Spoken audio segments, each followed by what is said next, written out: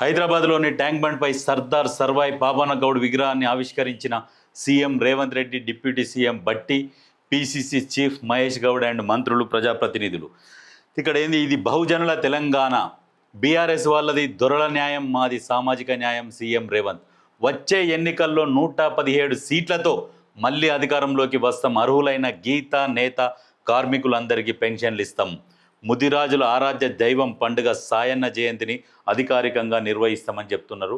వచ్చే ఎన్నికలల్లో సీట్లు పెరుగుతాయి కదా, పెరిగిన సీట్లతో కలుపుకొని 117 సీట్లతో అధికారంలోకి వస్తామని చెప్పేసి ముఖ్యమంత్రి రేవంత్ రెడ్డి ఎక్కడ చెప్తున్నాడు? మన సర్దార్ సర్వాయి పాపన్న విగ్రహాన్ని మన సచివాలయానికి ఎదురుగా విగ్రహాన్ని ఆవిష్కరించారు. దాంట్లో చెప్తున్నాడు. దాంతోపాటు ఏంటంటే గీత అండ్ నేత కార్మికులకు ఇద్దరికి, అర్హులైన వారికి పెన్షన్లు కూడా ఇస్తామని చెప్పేసి క్లియర్గా చెప్తున్నారు. అయితే మా ప్రభుత్వంలో 7 లక్షల ఇందిరమ్మ ఇండ్లు కట్టిస్తున్నాం, మేము చేసినవన్నీ చెబితే ప్రతిపక్షం బయటికి కూడా రాలేదని వ్యాఖ్యలు.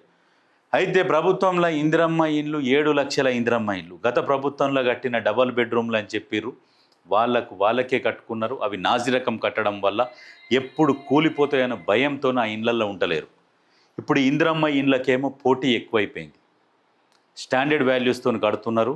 ఇప్పుడు ఇంకొకటి నెక్స్ట్ ఏంటంటే ఔటర్ రింగ్ రోడ్డు లోపల 11 లక్షలకి ఇందిరమ్మ ఇండ్లు, అంటే 5 లక్షలు సబ్సిడీ, ఒక 6 లక్షలు మీరు నిమ్మలంగా కట్టుకోవాలని చెప్పేసి ఓన్లీ హైదరాబాద్ నడి బొడ్డున ఆ ఇందిరమ్మ ఇండ్లు కూడా ఇస్తున్నారు.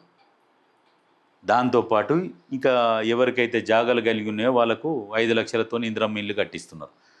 ఇంత మంచిగా ప్రభుత్వం చేస్తుంటే కూడా కడుపు మంట సహకరిస్తందుకు. వీళ్ళు ఓన్లీ ఏంటంటే అధికార దాహంతో మేం చేస్తున్నాము ప్రజల కోసం, మీరు చేస్తుంది మీ కుటుంబం కోసం అని చెప్పేసి క్లియర్గా చెప్తున్నాడు. కేసీఆర్ది ఫ్యామిలీ, నాది సోషల్ జస్టిస్. ఆయనదేమో ఫ్యామిలీ జస్టిస్, నాదేమో సోషల్ జస్టిస్. అంటే ఏంటంటే ఆయన అధికారంలోకి వచ్చినప్పుడు వాళ్ళ కుటుంబాన్ని, వాళ్ళ కులానికి సంబంధించిన వాళ్ళని బాగుపెట్టుకున్నాడు. వాళ్ళ పరివారం మొత్తం, వాళ్ళ ఖాందాన్ని మొత్తం బాగుపెట్టుకున్నాడు. ఉద్యోగస్తులను కూడా ప్రమోషన్లు ఇచ్చి మంచి మంచి పోస్టులకు ప్రమోట్ చేసిండు. ఇక వడ్డిచ్చేటోడు మనోడైతే ఏ మూలకు కూసుంటే ఏంది అన్నట్టు అట్లా పరిపాలన సాగించిరాలు. ఏ తెలంగాణ ప్రజలకు న్యాయం జరగలే. ఇక భజన బ్యాచ్కు ఎంతో కొంత బొక్కలేసిండు. కానీ న్యాయంగా వాళ్ళ సొమ్ము తినుకుంటా వాళ్ళనే చేతి కింద బానిసలుగా పనిచేయించుకున్నాడు. నిజంగా నేను చెప్తున్నా, మనస్ఫూర్తిగా ఆ బానిస బతుకులు బంద్ చేయర్రి, స్వచ్ఛందంగా రండి. ఇప్పుడు కాంగ్రెస్ పార్టీ ఉన్నది, కాంగ్రెస్ పార్టీలో ఎవరైనా మాట్లాడగలుగుతారు, ఎవరైనా విమర్శించగలుగుతారు. అదే బీఆర్ఎస్లో ప్రశ్నిస్తారా? ప్రశ్నించరు. ఇంట్లో స్వేచ్ఛ ఉంటుంది, అందులో స్వేచ్ఛ ఉండదు. ఏదైనా లేదు అంటే కొట్లాడి తెచ్చుకుంటారు, కానీ అందులో కొట్లాడడానికి ఏముండదు. నువ్వు నోరెత్తితే కథం పోయి మళ్ళీ మీ ఇంట్లో దాచుకోవాల్సిందే, అటువంటి పరిస్థితి. అయితే ఇక్కడ ఏంటంటుండంటే గత ప్రభుత్వంలో కేటీఆర్, హరీష్ మంత్రులు అయ్యారు. అక్కడ కేటీఆర్, హరీష్ మంత్రులు అయ్యారు. అక్కడనేమో బిడ్డకు ఒకసారి ఎంపీ, ఒకసారి ఎమ్మెల్సీ, మళ్ళా ఏమీ తెలియని బెబ్బేకు, ఏమీ అనుభవం లేని బెబ్బేకు మందు గోళీలు ఇచ్చి నీళ్ళు ఇచ్చేటోనికి రాజ్యసభ ఇచ్చిండు ఎవలా సంతోష్ రావుకు. అది రాజకీయం, అట్లా చేసిండు. అది పరిపాలన. మేము బీసీ బిడ్డలు పొన్నం, వాకిటి, కొండా సురేఖలకు అవకాశం ఇచ్చాం. కాంగ్రెస్ పరిపాలన రాగానే ఫస్ట్ మొదటి విడతలనే ప్రమాణ స్వీకారం చేపించే బీసీ బిడ్డలతో. ఇంకేం కావాలి?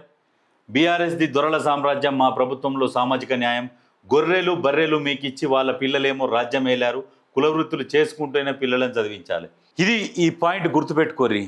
గొర్రెల స్కీము, బర్రెల స్కీమ్ అని చెప్పేసి మన అందులో ముంచిర్రు. మళ్ళీ ఆ స్కీమ్ కూడా చక్కగా ఇచ్చిర్రా అంటే చక్కగా ఇయ్యలే. 30,000 కోట్ల స్కామ్. ముఖ్యమంత్రి గారు ఆ స్కామ్ను బయటకు తీయరు, గొర్రెల స్కామ్ని, బర్రెల స్కాము. మనమేమో గొర్రెలు కాసుకుంటూ, బర్రెలు కాసుకుంటూ, తాళ్ళు ఎక్కుకుంటూ, నేత వేసుకుంటూ, మన కుల వృత్తులు చేసుకుంటూ మనం బతకాలంట.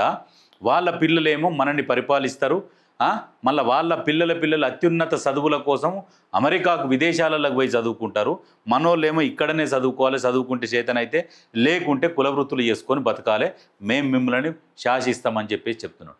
ఇప్పుడున్న ముఖ్యమంత్రి ఏం చెప్తున్నాడంటే కుల వృత్తులు సాగిస్తూనే, జీవనోపాధి కోసమై కుల వృత్తులు సాగిస్తూనే మీ పిల్లలని మంచిగా చదివించండి, దానికి మేము సహకరిస్తాం. విదేశాలకు పోతున్నా కానీ మేము పంపించే బాధ్యత మాది. మీ పిల్లలని చదివించండి, ఎక్కడ కూడా ఆపొద్దు, చదువు చాలా విలువైనది, తర్వాత తెలుస్తుంది అని చెప్పేసి క్లియర్గా చెప్తున్నాడు. చేతులు గాలినాక కాకులు పట్టుకుంటే లాభం లేదు, మళ్ళీ తర్వాత ఆలోచన వచ్చి అయ్యో నేను చదువుకోకపోతిని అనే ఆలోచన రావద్దు అని చెప్తున్నాడు. ప్రభుత్వం ఎంతవరకు సాధ్యమైనంత వరకు సహకారం అందిస్తుంది, మీ పిల్లలను చదివించండి అని చెప్పేసి ముఖ్యమంత్రి గారు చెప్తున్నారు. ఇంతకంటే మంచిగా ఎవరు చెప్తారు? ఒక ఇంటికి పెద్ద దిక్కుగా ఇంత క్లియర్గా చెప్తున్నాడు. చదివి ఇర్రి అని తలకాయ గుద్దుకొని మొత్తుకుంటున్నాడు. విదేశాలకు పోతందుకు కూడా మా వంతు సహకరిస్తామని చెప్తున్నాడు. చదువుకోరు. ఈ అవకాశాన్ని ఇటువంటి ముఖ్యమంత్రి ఇక మళ్ళీ భవిష్యత్తులో వస్తాడో రాడో తెలియదు, కానీ ఇంత మంచిగా సపోర్ట్ చేస్తున్న ముఖ్యమంత్రి సపోర్ట్ చేస్తున్నాడు కాబట్టి ఇటువంటి అవకాశాన్ని సద్వినియోగం చేసుకుంటే చాలా సంతోషం. కానీ ఇంట తల్లిదండ్రులు కూడా కొంతమంది చెప్తారు, ఏ చదివిన కాడ చాలితే ఏదైనా పని చేసుకోపో అంటారు. మరి రేవంత్ రెడ్డికి ఏం అవసరం? ఎందుకు చదువుకోమని చెప్తుండు? మీరు జీవితాంతం ఆయనను గుర్తుపెట్టుకుంటారు. ఆయన మాటలు వింటే ఇని చదువుకొని బాగుపడితే భవిష్యత్తులో ఒకసారి ఆలోచన వస్తుంది. అరే ఆ రోజు రేవంత్ రెడ్డి మమ్మల్ని చదువుకో అన్నాడు కాబట్టి మేము చదువుకొని ఈ స్థాయిలో ఉన్నామనేది గుర్తు తెచ్చుకోవాలి. వైఎస్ఆర్ కూడా గతంలో ఇంజనీరింగ్ అంటే ఒక కళలాగా ఉండే, ఆ కళని పేద ప్రజలకు మొత్తం సొంతం చేసిండు. ఫీజు రీఎంబర్స్మెంట్ ప్రతి ఒక్కరు ఇంజనీరింగ్ చదివిన వాళ్ళు ఇవాళ మంచి మంచి పొజిషన్లో ఉండి ఇవాళ నిత్యం గుర్తు చేసుకుంటారు. అరే ఇవాళ నేను తింటున్నా అంటే వైఎస్ఆర్ పుణ్యం అని చెప్తాడు. కాంగ్రెస్ పార్టీ, అప్పుడున్న కాంగ్రెస్ పార్టీ, వైఎస్ఆర్ అటువంటి పనులు చేసిండు. ఇప్పుడు రేవంత్ రెడ్డి అటువంటి పనులు చేస్తున్నాడు. ఎప్పుడో ఒకసారి వస్తారు ఇటువంటి నాయకులు.